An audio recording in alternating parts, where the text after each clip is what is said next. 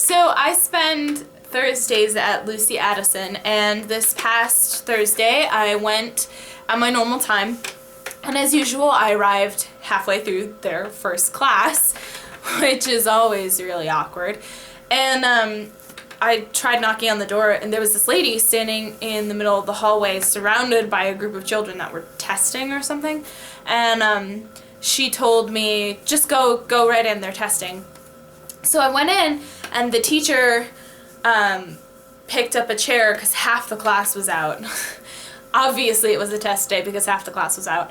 And he had me sit down with him. He's like, oh, it's the benchmark test, and so you came on a really exciting day because we're doing this all day long. So nothing really super exciting happened. He showed me his lesson plans, which, as it turns out, he has, like, the school gives him a sheet of paper filled with, like, topics that he has to fulfill every week.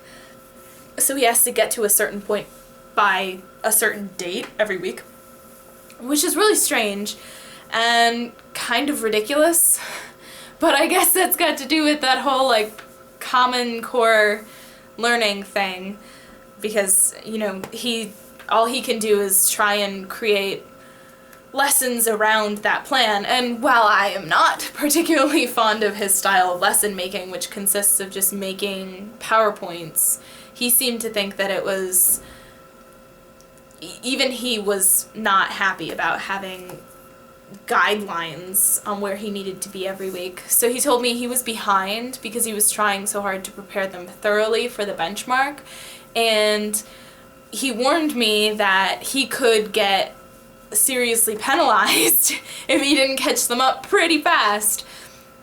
So, you know, I don't know if he was trying to scare me or something, but he kept going on about how a lot of schools do that now, and they give their teachers like the core lessons, the like history, math, and English, they give them these packets with all the dates that they need to have certain goals reached by, which I think that's fine, because that doesn't really tell you, you know, you can't possibly use creative learning in your classroom because you have to accomplish goals. I think that's just a matter of working around what you have to get done, getting that done as soon as possible, and then moving on to stuff that the kids maybe actually need to know. So that's what he did for the first class. And the second class, I ended up just sitting there and watching as these kids seemed to lose hope in humanity and life in general, staring at this standardized test. And suddenly I remembered when I was in middle school taking the SOLs for the first time, because I moved here just before middle school. So I took my first SOL when everybody else was super used to taking standardized tests all the time. And in Michigan we test every 4 years, so I'd only taken one test, and it's called the MEEP, which is a silly name for a test, which just made it even better. But I remember the first time I took an SOL or a benchmark test, and my heart just went out to those children, because they were looking at these tests like they would rather hide under their desk for the rest of eternity than write anything down.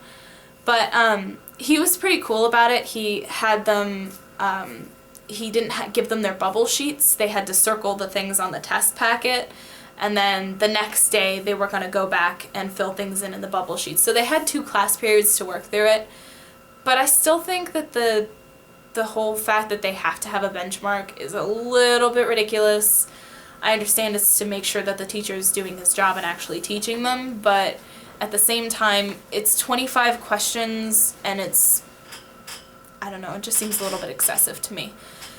So, once again, I didn't really get to talk to any of the kids. They seem to be convinced that I'm their student teacher, which I tried to tell them that I'm not. I'm just a volunteer, but they don't believe me.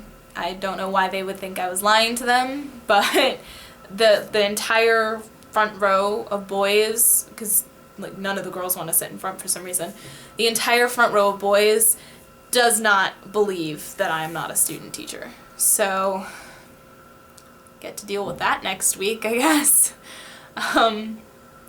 Hopefully next week I'll be able to actually talk to some of the kids. It was just kind of luck of the draw that I came in on benchmark day.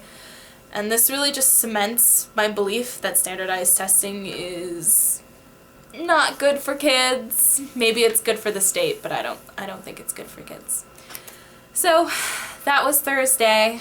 And oh, the lady that was in the hall, as it turns out, she's a school-appointed test tutor or something. Like in the advanced classes especially, she'll take certain students out into the hall and they'll read through the test together, and she can help them so that the entire class isn't constantly raising their hands and asking their teacher for help on this, that, and the other thing. But I found that actually, especially in the first class, a lot of the kids did not want to ask for help, period. They just sort of stared at their papers and then gave up on trying. So, all in all, looking back on it, Thursday was kind of a really depressing day. I hope I don't end up back there for another testing day anytime soon, because that was pretty rough and more than a little bit depressing. So that was pretty much it, I think. Yep. Oh, goals. Get more involved somehow, even if it's just, I guess I have to talk to the teacher about this again, but I'd like to actually be able to talk to the kids instead of just sitting and watching them do things. And I talked to the girl that I traveled to the school with, and she told me that she does get to work with the kids, and actually the last time she was there, she helped the teacher make lesson plans for the next week. So I'm kind of wondering if it's just my class I'm not allowed to do anything, or like I haven't been expressly forbidden from doing anything, but it's pretty clear that I'm just supposed to sit there. So I guess we'll see. I mean, it's fine. I'm okay with just observing, but it'd be nice to be able to talk to the kids.